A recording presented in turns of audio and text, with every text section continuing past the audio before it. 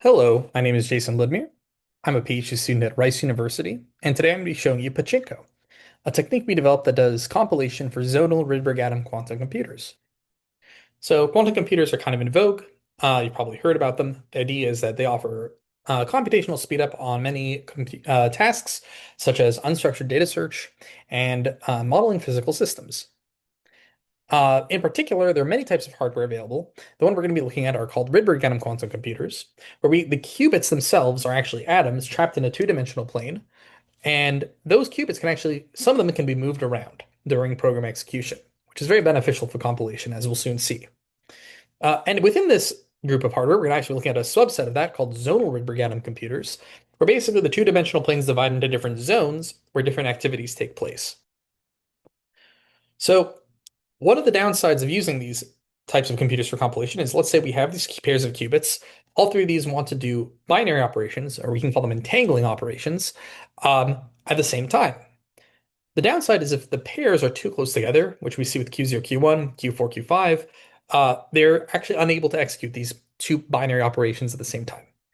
To get around this, as I mentioned briefly, actually the qubits are trapped into two different devices. One is a static device, the SLM, as you can think for standing for static, and the AOD, which you can think of standing for animated, where qubits that are trapped in the AOD device can actually be moved physically during program execution.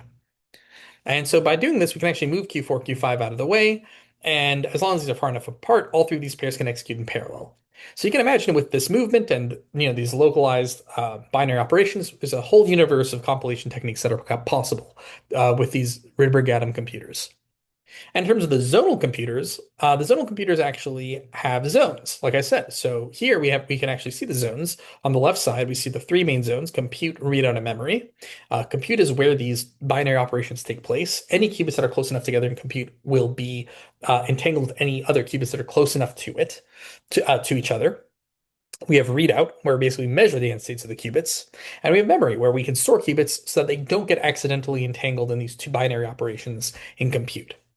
But one of our little things that we add in Pachinko is basically turn our readout zone into a secondary memory, a cache sort of, where we can, for the short term, basically keep our qubits there, again, to avoid being entangled accidentally, basically in these binary operations.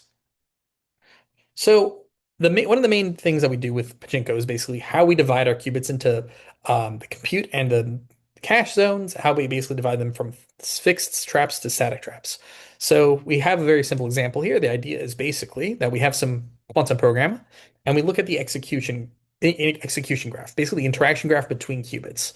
And we try to do a greedy max cut based on the weighted graph of these interactions. The idea is that we want to bisect the groups into a bipartite graph where some of the qubits are fixed into compute in SLM traps, the other set are AOD mobile qubits, and they're able to move basically in and out of compute, executing two qubit gates as necessary.